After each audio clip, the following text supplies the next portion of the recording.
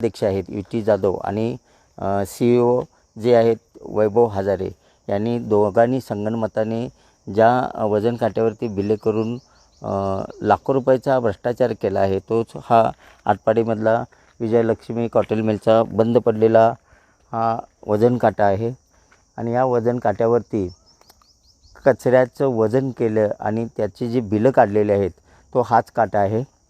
आपल्याबरोबर राष्ट्रवादी अजित पवार गटाचे जिल्हाध्यक्ष योगचे अनिल पाटील आहेत. त्यांनी काय आरोप केलेत ते आपण त्यांच्याकडून जाणून घेऊया. नेमके तुमचे आरोप काय आहेत आणि हा काटा बंद आहे आता सध्या कुणाच्या ताब्यात आहे? हा काटा गेले ही प्रशासकीय हे जागा मुळामध्ये जिल्हा बँकेच्या ताब्यात आहे. गेले अनेक वर्ष ताब्यात आहे. त्यांचा वॉचमॅन इथं आहे. गेले अनेक वर्ष हा काटा बंद आहे आणि ह्या काट्याची बोगस बिले छापायची आणि आपल्या आटपाडी नगरपंचायतला फसवून माननीय युटी जाधव सर, माननीय मुख्य अधिकारी वैभवजी हजारे या दोघांनी संगनमताने किती मोठा भ्रष्टाचार केला आहे बघा. लाखो रुपयाचा भ्रष्टाचार केलेला आहे. आता काटा बंद आहे, काय करायचं? यांच्या फौजदारी झाली पाहिजे की नाही? 420चा गुन्हा दाखल झाला पाहिजे. फसवलं आहे आटपाडीतल्या लोकांना, त्यांच्यावर रितसर गुन्हा दाखल झाला पाहिजे असं माझं मत आहे. आणि नेमका जो घन कचरा प्रकल्प आहे तो किती कोटीचा प्रकल्प होता आणि त्याचे बिले किती दाखवले आणि कर्मचाऱ्यांचे पगार कसे भागवले? बघा, विषय असा आहे, हा जो ठेका दिला तो 1,28,00,000चा ठेका आहे आणि ह्या ठेका दिलेला असताना ज्याला ठेका देतोय ती जी संस्था आहे त्या संस्थेने लागणारं मनुष्यबळ पुरवायचं असतं, लागणारी यंत्रणा त्याच संस्थेने पुरवायची असते. तसं न होता ह्या भाद्रांनी काय केलं आहे, ग्रामपंचायतकालीन जे कर्मचारी आहेत त्यांना पगार हा नगरपंचायतच्या नफा फंडामधून काढलेला आहे. तो मोठा भ्रष्टाचार. आणि जे ठेकेदाराकडून देणं अपेक्षित होतं ते ह्यांनी मिळून वाटून खाल्ले असं माझं मत आहे. नेमका ते किती पगार होता? बघा, आता एका कर्मचाऱ्याला 17,500 रुपये ते देतात. असे 7 कर्मचाऱ्याचे ते पगार काढतात. माझ्या हिशोबाने 15-20 लाख रुपयाच्या आसपास हे होतात. विलगिनीकरणचे जे 6 कर्मचारी दाखवून त्यांनी 10-12 लाख रुपये काढलेत. तिथेही ओला कचरा आणि सुका कचरा वेगवेगळा दाखवायचा असतोय. त्यांनी कधीही कुठलाच कर्मचारी नसतो, ते सुद्धा बोगस करून बिल काढलेले आहेत आणि इथं वजन दाखवलेलं. हा काटा तर कित्येक वर्ष बंद आहे. मला सांगा, फसवणूक आहे की नाही लोकांची? आटपाडीची फसवणूक आहे की नाही? पण आटपाडीच्या जनतेची शुद्ध फसवणूक आणि आरोग्याशी खेळ जो चालवला आहे यामध्ये तुमच्या पत्नीसुद्धा तर नगरसेवक आहेत. त्यांच्याकडे आता सध्या कोणतं पद आहे आणि त्यांचं काय मत आहे आणि त्या संदर्भात तुम्ही जे काय आता आरोप करत आहात त्या संदर्भात आता आरोग्याचा प्रश्न उभा राहिलेला आहे, यावर तुमचं मत काय झालं आहे? माझ्या सुविध पत्नी संध्या पाटील ह्या आरोग्य सभापती आहेत आणि सफाई म्हणजे स्वच्छता, ह्या आरोग्य आणि स्वच्छता त्यांच्याकडे खातं आहे. दरम्यानच्या काळात काय झालं, लोकांच्या तक्रारी खूप यायला लागल्या. आमच्या इकडं कचरा गाडी येत नाही, आमच्या इथला कचरा काढला जात नाही, आमच्या इथलं गटर स्वच्छ केलं जात नाही, आमच्या इथं झाडू मारायला लोक येत नाही. मग थोडी माहिती घेतली म्हणजे काय विषय. मग त्याचं ते टेंडरच्या खोलात गेलो. तर ज्यावेळेस खोलात गेलो त्यावेळेस कळालं की हे फक्त 2 घंटा गाड्या चालवतात. कमान 20-25 लोक मनुष्यबळ अपेक्षित आहे.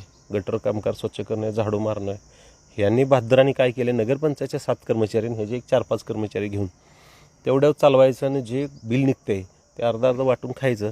आणि काय असते, आमच्या आटपाडीची ज्यावेळेस नगरपंचायत झाली त्यावेळेस लोकांना मोठ्या अपेक्षा होत्या. लोकांना वाटत होतं इथलं राहणीमान उंचावल, आमचं आरोग्य सुधरवल, इथलं शिक्षण सुधरवल, म्हणजे चांगल्या पद्धतीच्या सुविधा, नागरिक सुविधा ज्या असतात त्या सुविधा चांगल्या पद्धतीच्या देणं अपेक्षित होतं. परंतु जेव्हापासून निवडणूक झाली तेव्हापासून तर वाटोळ झालं आहे. 5 महिन्यात यांनी पाक विकायला काढली नगरपंचायत. खूप वाईट अवस्था आहे. म्हणजे कशात पैसे खायचे त्याचीसुद्धा अक्कल नसलेले हे CEO आणि नगराध्यक्ष युटी जाधव सर आहेत. पूर्वी ठीक आहे, मी मान्य करतो COने त्या काळात केले, पण ज्यावेळेस इलेक्शन झालं त्यावेळेस नगराध्यक्ष जबाबदार आहे. नगराध्यक्षाच्या संगनमताशिवाय शक्य नाही. त्यांच्या बिलावरती सही आहेत ते मी तुम्हाला देतो आणि अशा बिलावरती सही आहेत जो बंद पडलेला काटा आहे त्याची बिलं जोडलेली आहेत. म्हणजे नगराध्यक्ष सामील असल्याशिवाय शक्य नाही ना ही गोष्ट. नगराध्यक्ष शिक्षक आहेत ना? नगराध्यक्ष उच्च शिक्षित आहेत, शिक्षक आहेत. त्यामुळं लोकांच्या खूप अपेक्षा होत्या. आम्हाला वाटलं आता इथली परिस्थिती बदल, चांगला नगराध्यक्ष भेटला आहे. आम्ही सुद्धा त्यांना मतदान केले. आम्ही राष्ट्रवादी त्यांच्या विरोधात लढलेलो. कशी परिस्थिती होती 5 महिन्यापूर्वी? काय पक्ष बलाबल होते आणि कसे नगराध्यक्ष झाले ते? कोणत्या पक्षाचे किती उमेदवार होते? अच्छा, ज्यावेळेस नगरपंचायतची निवडणूक लागली त्यावेळेस शिवसेनेचे 8 नगरसेवक होते. शिवसेना कोणती? अध्यक्षाचे शिंदे गटाचे हां. त्यांचे 8 नगरसेवक होते. भारतीय जनता पार्टीचे 7 नगरसेवक होते आणि तीर्थक्षेत्र आघाडीचा 1 आणि राष्ट्रवादी काँग्रेस पार्टीचा 1 असं पक्षीय बलाबल असताना नगराध्यक्षांना एका मताचा आणखीन एक अधिकार असल्यामुळं तीर्थक्षेत्रांनी त्यांना पाठिंबा दिला आणि सत्तेचं त्यांच्याकडे सत्ता स्थापन झाली. दरम्यानच्या काळात 2 समित्या आमचं आणि शिवसेनेचं अलायन्स झालं. त्यामुळं आरोग्य सभापती माझ्या पत्नीला मिळालं आणि शिवसेनेचे बाळासाहेब हजारे यांना बांधकाम सभापती मिळालं. ह्या सगळ्या गोष्टी हात असताना ज्यावेळेस लोकांच्या जास्त तक्रारी वाढल्या त्यावेळेस मी सगळ्या खोलात गेलो, कळालं की हा तर मोठा घोळ आहे, निव्वळ फसवणूक आहे. हे पैशासाठी कुठल्या लेवलला जाते. 5 महिन्यात आपल्या शहराचं वाटोळ केलं. मला सांगा, कुठेही जावा शहरात सगळं घाणीचं साम्राज्य. अनेक लोकांच्या आटपाडीची लोकसंख्या किती आहे शहराची? आणि आता जे 17 नगरसेवक आहेत ते नेमके काय करतात? आटपाडीचे 20,000च्या आसपास मतदान आहे. लोकसंख्या जवळजवळ 40,000च्या आसपास असेल आटपाडी शहराची. काय झालेलं आहे, 17 नगरसेवक जरी असले तरी इथं एकही अधिकाऱ्यानं चालतं. लोकशाहीसारखं असं सगळ्यांना समजून घेत नाही. युती जाधव आणि जे सीओ आहेत वैभव हजारे यांच्या मनमानी कारभार चालू असं म्हणायचं आहे का तुम्हाला? युटी जाधव आणि वैभव हजारे यांच्या मनाने सगळं ह्यांच्या मनात साधा बल बसवायचा असेल तर हुकुमशाहीसारखं आहे. खूप अडचणीचा प्रश्न आहे. अहो कुठल्या मला सांगा, जे विरोधातले नगरसेवक त्यांना कायच अधिकार? त्यांना बल बसवायचं म्हणलं, कॉन्ट्रॅक्टरला फोन केला तर ते म्हणते सरांना सांगा, नगराध्यक्षांना सांगा. म्हणजे काय? तुम्ही बोलत असताना मग सांगितलं की जिल्हाधिकारी अशोक काकडे ना त्यावेळेला त्यांची सुद्धा शुद्ध फसवणूक केली. काय प्रकार आहे? काय झालंय बघा, एखादा म्हणजे पैसे कमवायसाठी कुठल्या लेवलला जातात. ज्या वेळेस 1,28,00,000चा ठेका द्यायचा होता त्याची प्रमा करायची असते. ज्यावेळेस प्रमा करायची होती त्यावेळेस 15वा वित्त आयोग ग्रामपंचायत कालीन त्या खात्यामध्ये किमान 1,30,00,000 रुपये असणं अपेक्षित होतं. तेवढी रक्कम नसताना खोटी माहिती देऊन कलेक्टराची फसवणूक करून या ठेक्याची वर्क ऑर्डर केली आणि संबंधित ह्याला दिलेलं आहे, ठेकेदाराला काम दिलं. म्हणजे सगळं तिथूनच ठरवून त्या सीओने घोटाळा करत आणले. सीओ करत होता ते होता.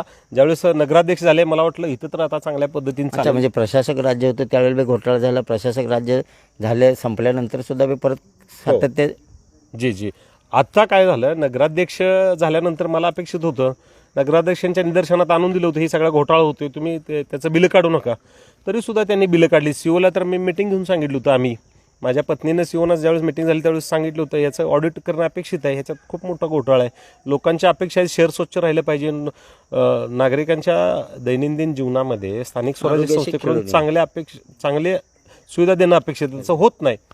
त्यावेळेस मी म्हटलं बिल देऊ ना, पण त्यांनी दिलं.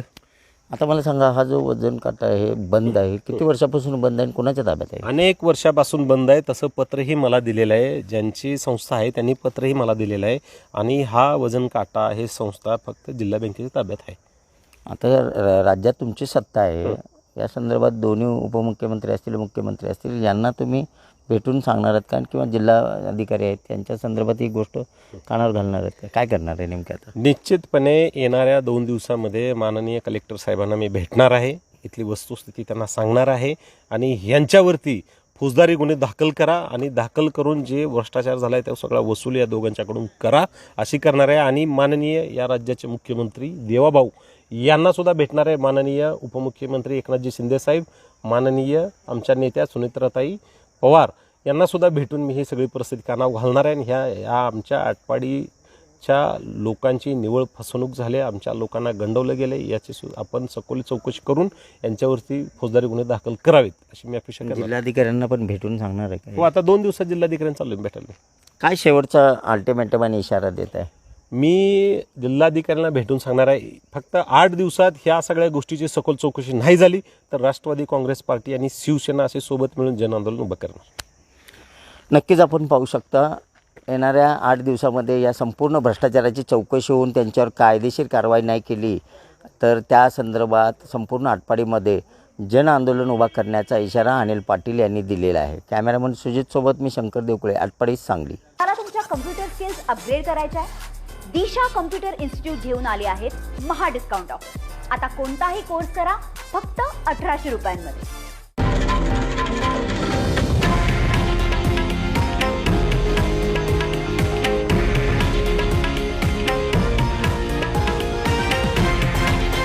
हे आहे देशातील नंबर 1 न्यूज नेटवर्क आणि आपण पाहत आहात TV9 मराठी, एकमेव